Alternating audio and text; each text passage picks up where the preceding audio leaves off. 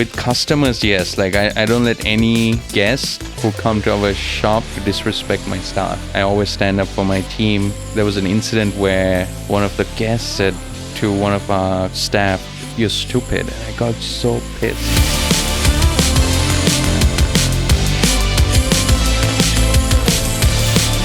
What is up, guys, and welcome back to the One Night in Bangkok podcast. If you guys are new here, my name is Eric. I'm all the way from Boston, USA. I'm here with my favorite Bangkok podcast buddy, Ern, and we're bringing you some of the best people and places and stories from right here in Bangkok, Thailand. If you're new to the channel, if you're coming to Thailand soon, if you want to live here, hit the subscribe button.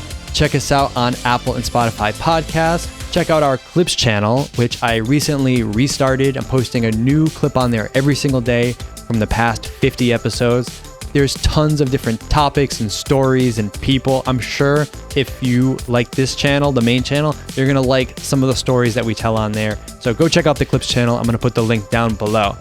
Lastly, if you want to support the channel, if you like what we're doing here, buy us a coffee. We really appreciate your support. And sometimes it's nice to go out for a drink after we film. So buy us a coffee down below.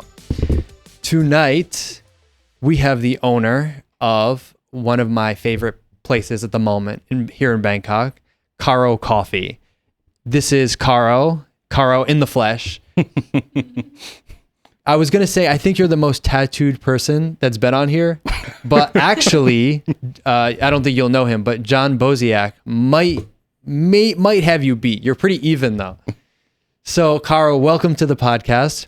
You've seen me working in your shop probably like too many times now. Yeah.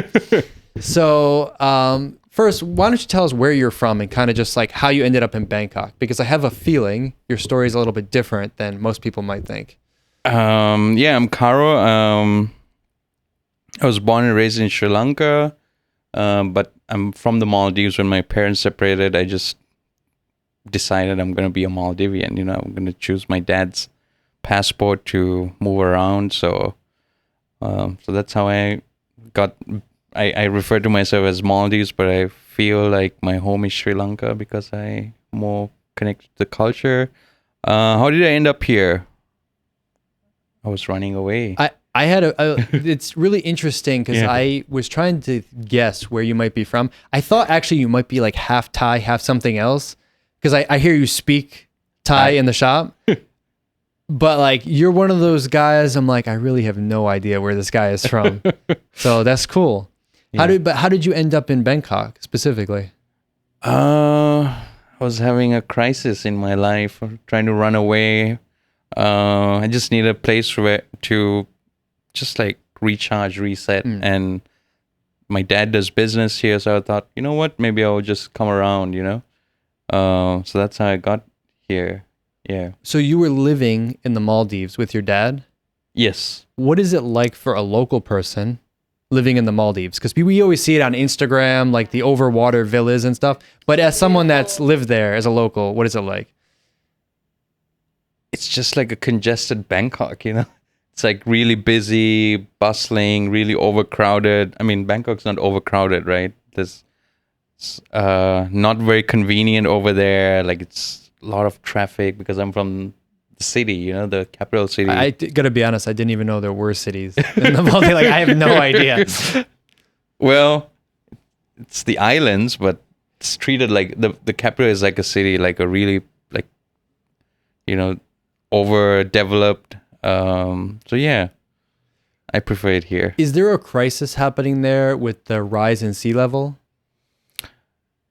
To be honest, I don't know, because they've been saying that for the last, I don't know, since I was a kid. You know, it's still above water. Still there, you know? yeah. Okay. Okay. Yeah. So when did you come to Thailand? 2013. Okay, so about 10 years ago, or 12 years ago, 13 years ago now? Yeah. Okay, and you came because your dad was doing business here? Yeah. Can you say what kind of business your dad was in? He's a mechanical engineer. He like just works with cars and bikes, motorbikes. So that's his background. Okay. Yeah. I was afraid you were going to say something like, I don't know. Like, you ever see that Netflix series, like The Serpent, where the guy like counterfeits passports and stuff? Like, I don't know what he's doing. He was a jeweler, but who knows? Yeah, he's a cool guy. He's like he's a made man, you know, like he just built himself up from nothing. So that's my role model. Yeah. Okay, cool. So why coffee? Why like food and beverage? Yeah, don't you feel like you're the same as your dad? He didn't want me to do that, to be honest. Yeah. I wasn't planning to be in the coffee industry, like food and beverage. I was planning to go study psychology, actually. That never happened. So I think coffee is kind of like you meet people, you trying to figure out how people are feeling, you know. Do you go, you talk to them, do you let them be, do you let them work like you do, like with your, you know, it's kind of like... Tell me, for everybody, because Ern, I think, sees this sometimes, but what do I, like, describe when you... this is going to be embarrassing. When you see me sitting there, are you wondering, like, what the hell is this guy doing? Like... I thought you were into, like, coding. Coding? I look like a coder? Yeah, because you're like, you need to concentrate, so you wear that. Yeah, and he's just like... Yeah, quite serious. When it's hot, he's like... all the time. Yeah. Yeah. Like I've said it a few times, but I'm a pretty introverted person.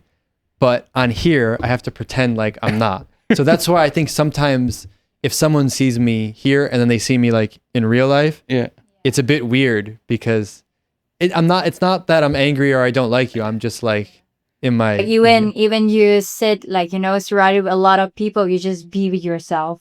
Focus. Yeah. And not talking to anybody. But I think we might be pretty similar actually, because I actually studied psychology. Wow. Yeah. Okay. I'm here too. And one other thing I noticed about you, and tell me if I'm wrong, is I think you're a cat lover.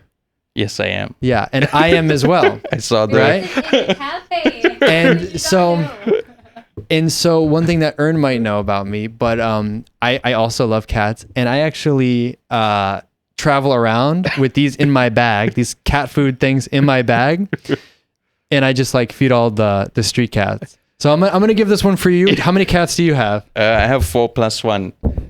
Thank you. I only have one on hand at the moment, but you can, I don't know, they can split it up or fight over it or whatever. 4 indoor, and then there's a cat that the house I moved into, there was this cat, and he's always there. And I try to adopt him. He's like, you know what? Like, he's a senior cat. He enjoys his life. He doesn't eat dry food anymore. He's like really picky. So he's just like hangs around with the cats and he just goes out. So 4 plus 1 now. Yeah. That's like my dream life, to have 5 cats. I'm working on it. One day. Yeah. Maybe next time you come back here, I'll have some residents. Because I'll just talk about it now. So, you know, one of my dreams in Bangkok, I'm like, one day is I wanted to start some kind of like cat sanctuary where you help get the street cats helped and then you get them adopted. And because a lot of people from overseas come here and they think like the Thai cats are so beautiful. I actually talked about this on our last episode because my trip here, I found a street cat and I thought, oh my God, this cat is amazing.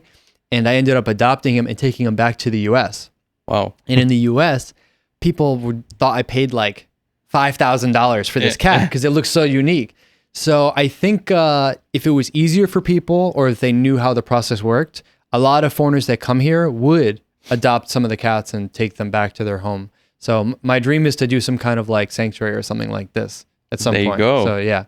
It's got to start somewhere. Yeah.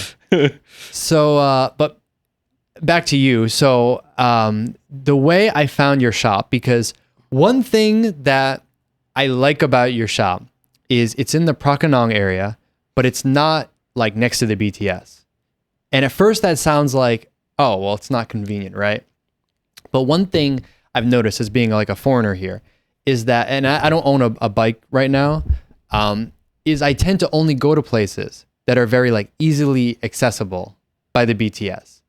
And if it's not like on the BTS line, I just don't go there. And I never like explore the neighborhoods.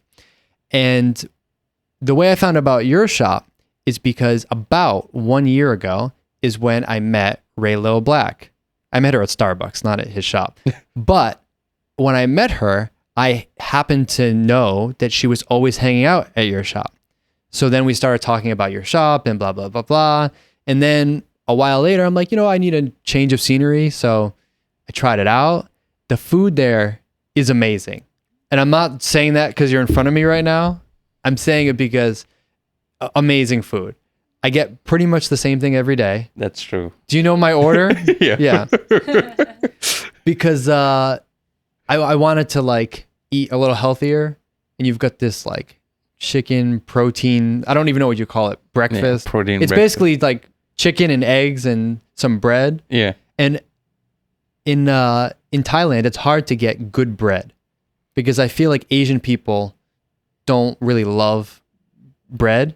Yes. But at your shop, it's amazing. Yeah, actually, like one of the reasons we started doing with bread was like when I came in, like finding bread was so hard. Either you have to go to a hotel Yeah. for the breakfast, or you go to 7-Eleven. And then there's Conkeys, the OG. But then I thought like maybe I should be part of this whole bread culture. Now it's like through COVID, everybody's doing sourdough now. Oh, really? Yeah, they're baking, like even home bakers. Okay. Oh, yeah. Actually, I did see that trend. Yeah. Yeah. It sounds nerdy to talk about bread, but when you're like a Westerner here, like Ern probably has no idea why, like I care about this, but when you're like a Westerner here, like I pretty much never eat bread, like only if I come to your place, because the only bread you get here is like this kind of cheap imitation thing. So yeah, really love the food. You've got a huge menu too. Yeah. Yeah. Yeah. You've got a huge menu. The first time that I got there, and Eric said this is his favorite spot, and then I checked the menu and then like, okay. I tried to read it all. I was like, and then at the end, to the last page, what should I get? I still have no idea, like, because there's so many options. So let me describe it a little bit for people, or maybe you can as well if you haven't been there. So the shop is on which street is it exactly? Pridi 26, Prakanong. 26. So it's near Prakanong. It's like a 2-minute motorbike ride from the BTS. Yes. That's how I get there. And I'm going to put the map location, by the way, guys. And it's not a big shop. It's like you've got some tables, you've got like a counter area to sit at, and you've got like a little outdoor area you can sit at. I've noticed on the weekends it's very busy. A lot of people like to come and hang out. So what was the inspiration for like the design and the whole look and feel of the place? Cheap as possible. Really? Yeah. See, that's not how I interpret it though. Yeah. Interesting. So we basically we just drew it on a paper, and then, okay, let's concrete it. And then, okay, let's find a reference point. And then we were like, okay, concrete and wood, and that was it, and the outside, the seating, like the whole Lego kind of thing, I thought, okay, that would be kind of a cool idea. So it's just like by like an imagination, so yeah, that was it actually. Yeah. I didn't hire anyone. For me, it's like the perfect kind of place because I like places where you can sit inside or outside. You can have like, you get the big window, it's bright, so it's my kind of spot. Yeah. So as far as the food, when you decided to do like food and beverage kind of place, how did you decide what kind of food you were going to do? Because you could have done a million different things. So what I did was like, I was going to put everything I wanted to eat on a menu. So that's how it started. Everything I like to eat. So breakfast, like cinnamon rolls, it start off with like lemon cake. So that was it. Like something that I like. I didn't want to be someone who sold something that I didn't really like. So that was the thing, inspiring by things that I like to eat, my friends like to eat. If you've been there, like it's everybody knows everyone, so that's the motivation. Okay. Yeah. Yeah. Unfortunately, I think I've had like 2 things from your menu because once I found the one I like, I literally order it every time. Yeah. I always get the beef burger. Yeah, it's quite good actually. Yeah. There's a burger trend happening, so yeah. What's up, guys? If you are coming to Thailand this year, if you are traveling overseas, you know it's not always easy going to a foreign country. You've got to spend a lot of time on flights, traveling. You don't always know where you're going. You don't speak the language. And worst of all, once you get through immigration, you get your bags, the last thing you want to do is wait in line for a SIM card at the airport. But I want to tell you guys about something that's going to make your trip a lot easier, and that is an eSIM from Saily. Saily is an eSIM you can get ahead of time. You can pick your plan. They're available in over 190 countries and 8 regions, and you can even activate the plan ahead of time. So as soon as you touch down in Bangkok, you are ready to explore the city, and you don't have to spend a second waiting in line at the SIM card counter at the airport. Best of all, there is 24-hour customer service, a 30-day money-back guarantee, and it's powered by the people at NordVPN, so you don't have to worry about any security threats. If you want to try Saily, check out the link below, saily.com/Bangkok, or download their app and use code Bangkok for an exclusive 15% discount. Try it out at the link below. Let me know what you think. Now, let's get back to the episode. And I noticed we've talked about other restaurants on here in past episodes. And one thing that often comes up is like the service and training Thai staff. And one thing in many restaurants in Thailand, in Bangkok, even Western restaurants, even expensive Western restaurants, I noticed that the staff is very poorly trained. And I've mentioned this before, like I think a lot of times there's maybe cultural differences, and I don't necessarily blame the staff themselves, but the management for not providing the proper training. I don't know what you've done, but I've noticed your shop is definitely different. So I don't know if you consciously approach that, but maybe you can talk about what it's like working with Thai people. I think Thai people in general, they're like, the sabai culture, right? It's like chill, really easy to work with. The only thing that I learned throughout the years is like, don't let them lose face, I think Thai people have like really like less boundaries. They're like super chill. They're always helpful. And that's one of the reasons why I decided to stay here, because it's very similar to, like Sri Lankan people, like super friendly. If you don't know something, you can ask them. They will go out of their way to explain it to you.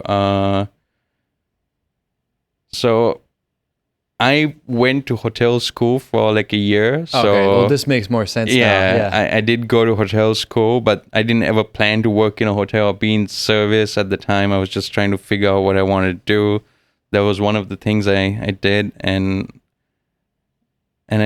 I think I just like being around like good service, like when service is good, you can provide an amazing product, the best coffee in the world, the best breakfast. But if you provide a shitty service, no one's going to come, Can you give me an example of something maybe that you've like implemented, or you've taught the staff, or you've told them like, okay, you got to do it this way? Clean the tables, whenever someone finishes the food, I want them to clean the table. It's kind of like when I'm done eating, I don't want like an empty plate to dirty. Yeah. Yeah. But actually something like this, sometimes some customer think that you try to make them like go like also. yeah. Sometimes like, are you in rush me to get out? It's like, get the fuck out. Like, I don't know. Yeah. But usually that's what I, do in the restaurant. They told us to like keep all the things that is like dirty. It's good. It's not nice when the customers see it. But also sometimes the customer told us like, you try to make us leave or what? Like we're okay. Like, yeah. But what I taught them was like, hey, just offer them some water, because we provide free water, unlike many other places. So it's kind of okay. Let's give them free water. Just ask for, can I refill your water? I noticed some little details like that. Yeah. Probably my biggest complaint about eating out in Bangkok is that sometimes it's very hard. Like the staff isn't really attentive, and I could be having a heart attack on the floor before some staff will notice or come over or anything. So when I notice a place that I'm like, oh, there's something different here, and I can name a few places like this, like So surprisingly, one example of this is Hooters. Like the Hooters on Soi 4. I mean, I've probably been there like 4 times in in the 6 years I've been here, but I noticed like the staff is like totally different culturally than many other restaurants. So anyway, staff at your place is great. So Thank you you. can tell them. And I need to go to Hooters now. Yeah, well, just like I don't know. Yeah. Well, I think when you own a business, you start to notice things at other businesses, man, and you're yes. like, oh, I should, This is like a deciding factor of where I'm going for dinner or lunch or going for coffee. Like I get annoyed by little things as a business owner, being in service, and I have this expectation, So it's a blessing and a curse, I guess. Yeah. How long has your shop been open? 6 years. 6 We years. celebrate 6 years in January. Uh-huh. Yeah, so that was kind of good. It seems like it's pretty busy, and it's pretty strong now. It's like after COVID. Actually, COVID kind of like it grew faster than I was expecting, because it's, I think, off the beaten path, and Yeah. I think it's away from everything, and I think people just have the idea of driving somewhere and okay, I'm just gonna go grab a coffee. And at the time, they didn't.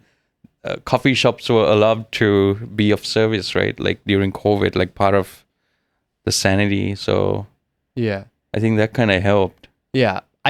It might seem annoying that it's not close to the BTS, but I think it's actually good in some ways because, the types of people you get at your shop are totally different than some of the types of people that you may get in places that are like right on the BTS line.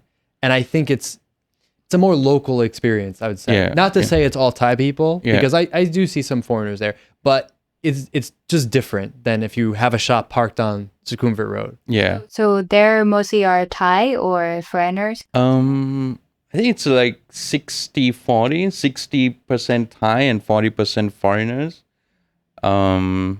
And also, I think with technology and with Grab, Bolt, everything, it's That's like true. easy access. But like for me, like if I didn't see someone post about it, yeah. I would never have discovered it because I'm never going to just walk by in my daily life. So I had to like see someone post about it, and then someone else actually suggested, another friend is like, oh, let's go there today. And I'm like, well, it's not the place I normally go, but okay. And so we went, and I'm like, oh, okay, this is great. I'm going to come back. No, but like I just say that it's not that easy with the transportation. Like not near the BTS. So at the beginning, why do you think that is it gonna work because of the location? Like how do you know about this? Well, I chose the look. I had really great locations. Like, I found an agent and they gave me great locations, and they said PD26. I was like, I'm taking that. I haven't seen the location. I'm taking that because that's where I was staying first when I came to Thailand. And I was like, you know what? If I started my journey here in Thailand, this soy, I think it's fair that the shop should start in the same soy, So I just went with my gut feeling, I was like, you know what? I'm going to go with that. Luckily, it worked. Yeah, so that's how I chose the place. So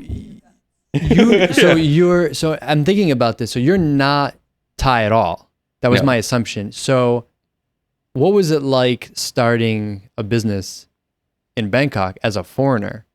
I just hired people to do it, It's a bit expensive, I would say, as a foreigner to start a business. A lot of upfront expenses. Yeah. But it's well worth it,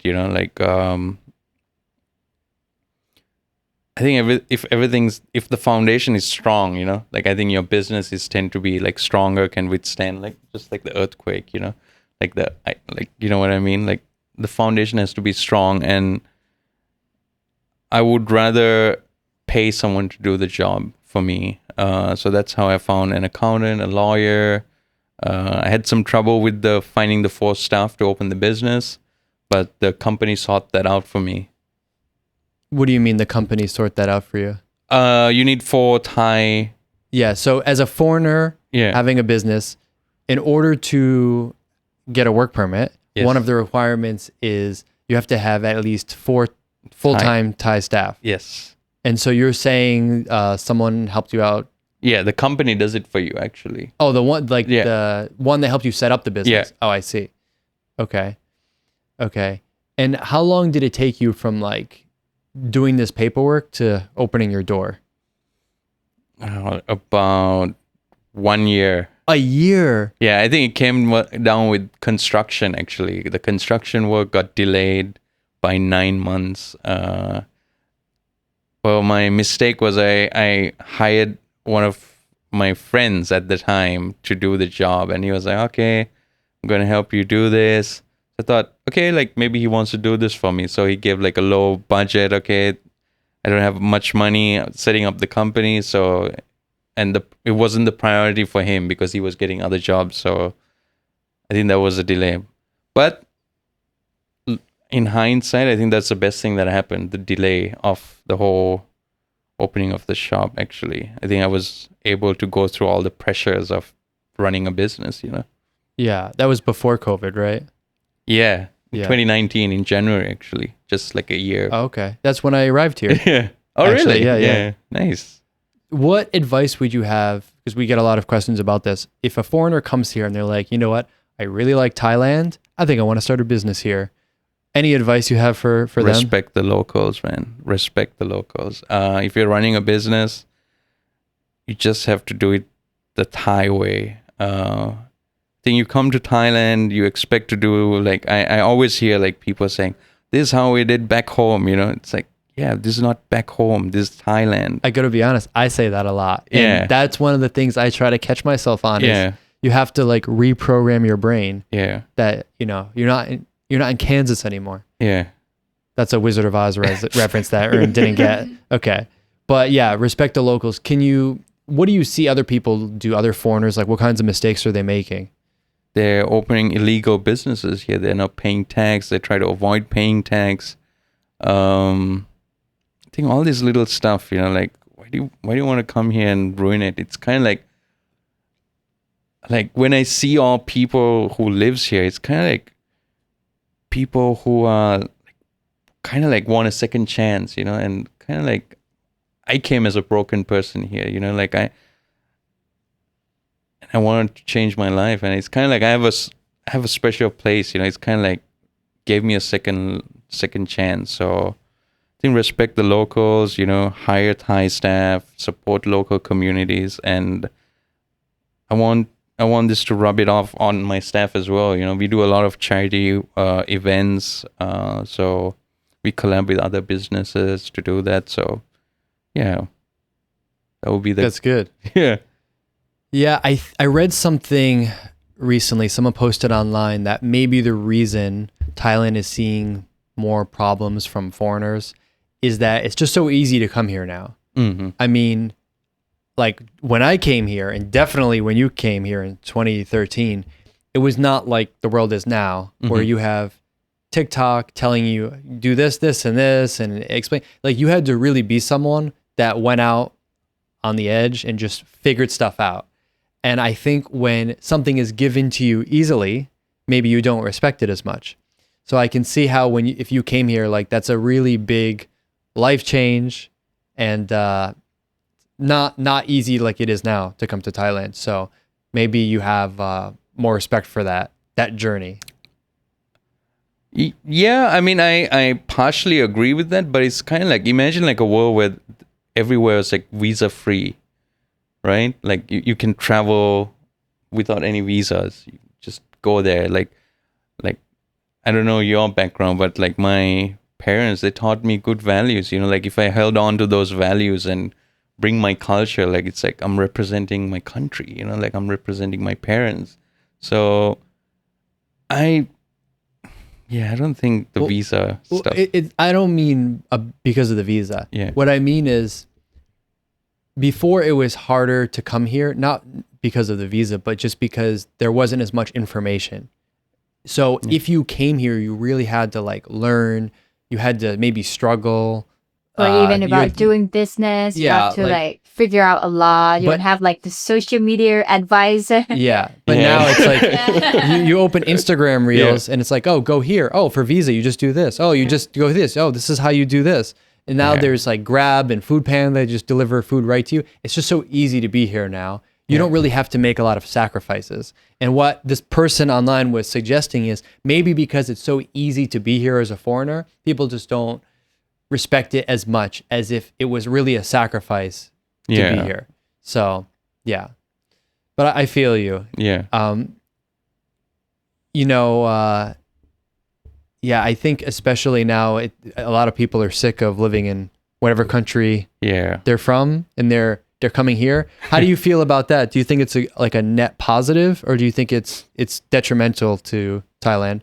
Like when I'm talking about Westerners specifically, or even other Asians like Chinese. I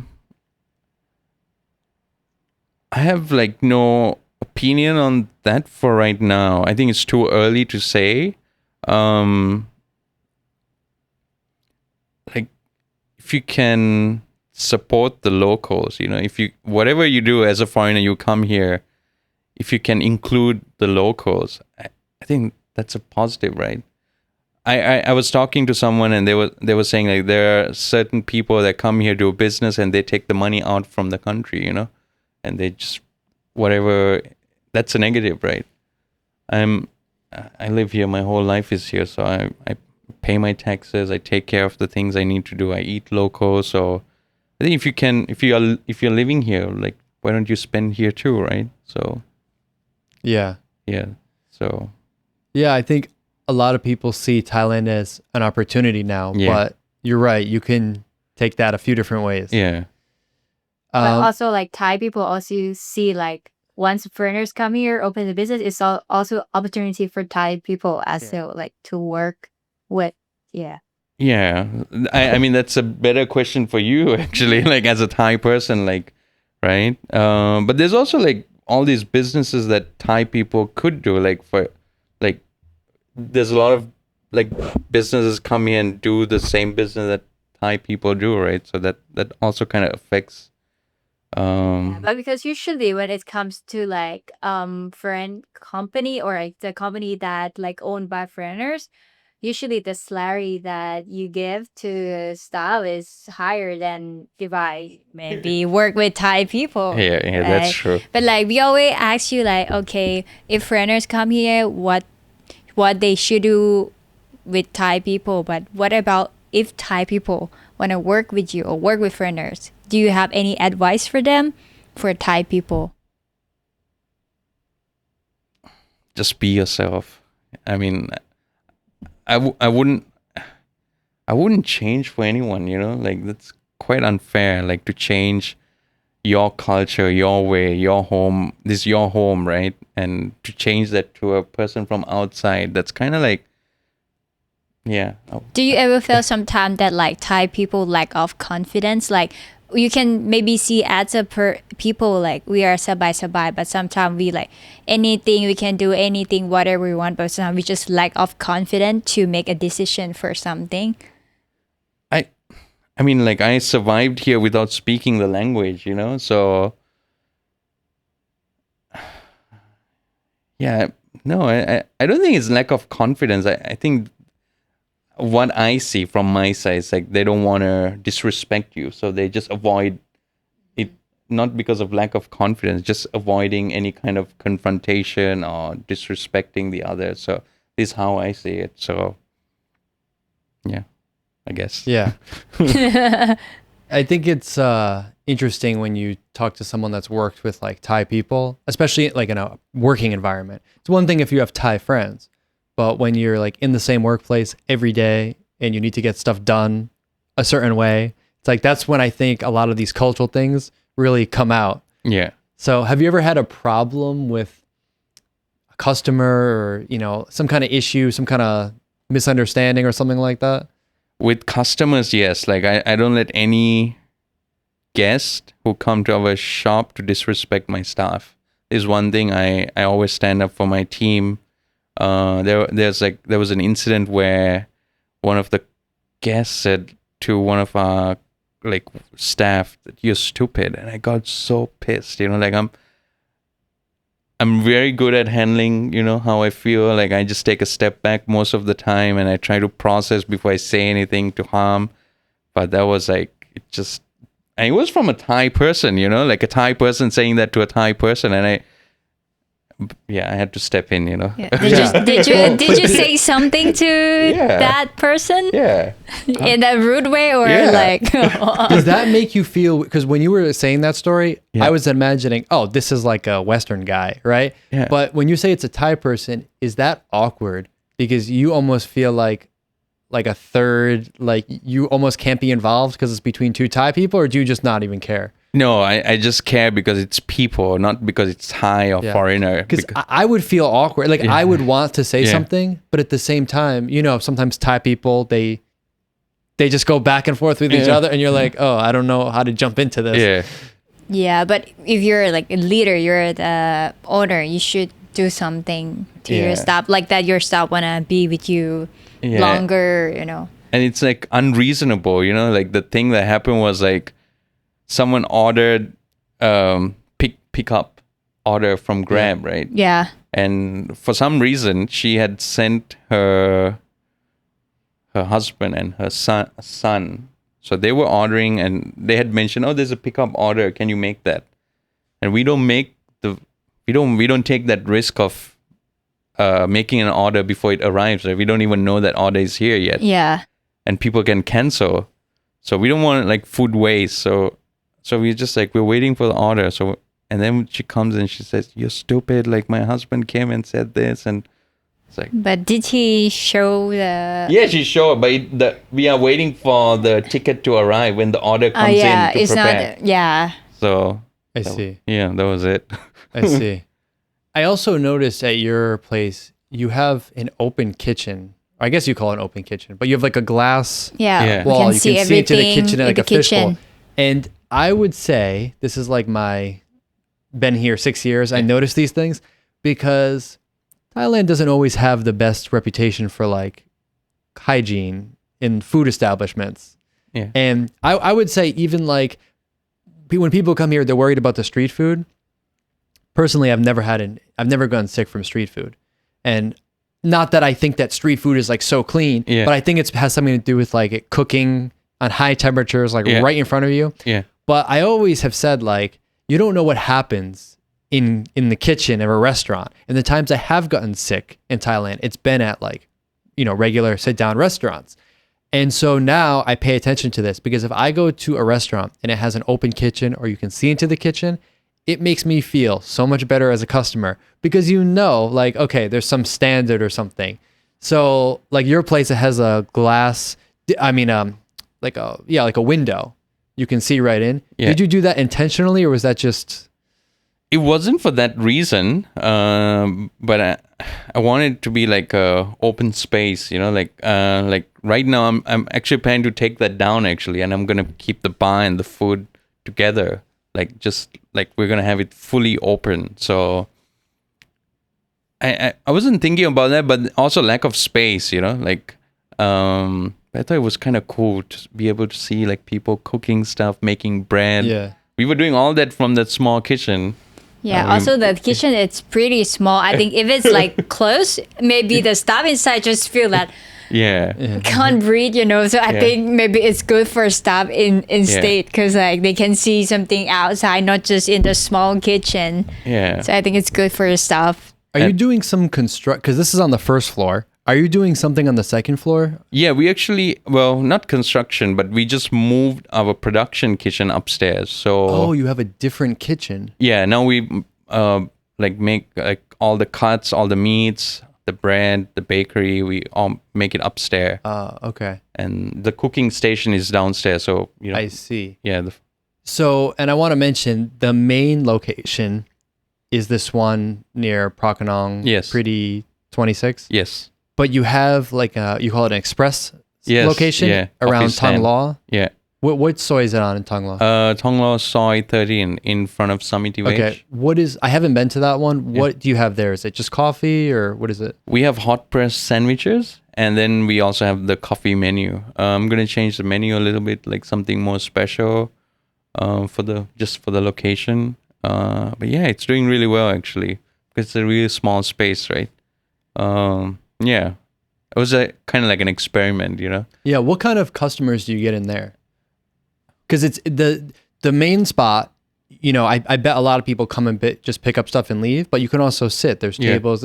But the express location in Thong Lor, it's quite small. Yeah. And I don't think there's any seating in there. There's actually about 4, 5, like 6, about 8 people can fit in. Yeah. Okay. That's bigger than I thought. Yeah. But I was going to say, like, do you get a lot of people just coming in, getting coffee and then... Yeah, actually, most of our guests are from the hospital and the school there. Okay, makes sense. And then we have Japanese like parents that come and pick up. So because Japanese like to walk. Family around there. They walk, you know. Always Japanese people. So. Yeah, actually, now that I asked you about like the design, you're like, oh, we just tried to do it cheap. I noticed at that location, you just made like a stencil and like spray painted the thing. But the funny part to me was not that you used a stencil, but like it wasn't big enough, and you can see the paint outline around the Actually, like the people who did that, they made the mistake. We paid like a professional like service to do that. Actually, we wanted to make it more like street. So yeah, it was a business before. So I bought the business. Yeah, so I bought the business. I was like, okay, we're gonna make it our way, you know. Like, and we have like if you go there, it's kind of like a hospital kind of vibe, you know. Okay. So like a clinic, you know, like a clinic. So I try to go to places and try to have some sort of history, keep the history of the location, you know. So that was the part of the whole white and black like spray paint. Okay. Yeah. So these the only 2 spots right now? Right now, yeah. Okay. Are you planning another one? There's 3 more coming, hopefully this year. 3 more? Yeah, like oh my. Can you tell me where? One in Siloam, one in Rama 9, and I'm looking at Ari, Payatai, like over there. But even at 2 locations, is it hard to manage like 2? Because they're not far, but they're not super close. So is it hard to manage between 2 spots like that? Imagine when you have 5. Actually, we hired someone to do deliveries. Like we have our own like a coffee mobile and a delivery guy. So quite easy actually. I don't rely on outside delivery services for that. So everything's prepped. And this kind of like the experiment part. Everything is prepped upstairs, and then I just, you know, okay. So you're saying you deliver it from the main location to the Thong Lor location? Yeah. Okay, but what about like management of the actual place? Because, you know, you can't be in 2 places at once. Yeah. So how do you know things are being done properly? The staff is on the right track? We train them like in the main location. You know, we just like, it's like a school. You know, people work there. When they prove they can, okay, I mean, when people work, it's anywhere they want to see like they're growing, right? Not always, for sure. Some people just want to do enough to skate by. Yeah, I try to show my team what they can get out of this, because I want them to be owners of my company, and I want them to be shareholders of my company, the best interest of the company. So work for that. You don't have to put any money. Just work, prove that you can be an owner. So I think that is a great motivating factor like to, you know, treat that as your own, you know. Okay. So if someone wants to come check out your shop, what do you recommend they try on the menu? I'm a black coffee guy. I think the safe bet would be like a milk coffee. Like you can get away with like either dark roast or light roast. So I think just like a flat white, like a latte, cappuccino, that would be a safe bet, you know? Can I confess something to you? Yes. I've never had a cup of coffee. What you had? Yeah. I've like tried coffee maybe like 3 times in my life. Yeah. And for some reason, it's just not for me. So I only drink tea.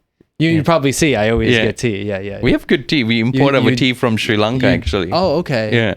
Yeah. Yeah. Actually, it is very good there. Yeah. A lot of places, they only care about the coffee. Yeah. And I feel like the tea is kind of like an afterthought because they think everybody's coming for the coffee. Yeah. But I won't go somewhere unless, you know. Yeah. It's interesting because like I even sell decaf now. And I had this opinion about decaf. And one of our regulars, he had a heart condition. And the doctors said like, okay, you cannot drink coffee anymore. You have to limit it for like once a week or something. And he requested for decaf. And that's how we started selling decaf. And the decaf right now is kind of like tastes similar to a regular coffee, you know, like the smell, the aroma, like, you know, the taste. I can say it's decaf, but like you can fool someone with saying like, hey, this is like real coffee and give them decaf actually. Because it's like so good, you know, the technology of taking out caffeine is amazing now. Yeah. Cool. Ern, what did you like there? You had the burger, you said? Yeah. How many times have you been? 3-4 times, I guess. Every time just like for working with you. Also, you've been there with him. Yeah. Okay. And then, you know, on the laptop Well, see, this and is talk. what happens, guys. So with like, the cat also. I have find the one video. place I like, and then I just force everybody else in my life to come to that place. Yeah. So you've probably seen me there with like multiple different people, you know? So yeah. If you get me as a customer, you don't just gain me, you gain my whole social circle. And the whole one night in Bangkok. Yeah. Right. Cool. Well, Karo, thank you for coming by and kind of telling us a bit about your story in the shop. Yeah. If you guys want to check out Karo Coffee, I'm going to put a link in the description below. It's definitely a cool place that you're probably not going to see in, you know, these types of places commonly in Bangkok. So go check it out. If you want to see more about what's happening here in Thailand, subscribe to the channel, check out the Clips channel, and we will see you in the next episode.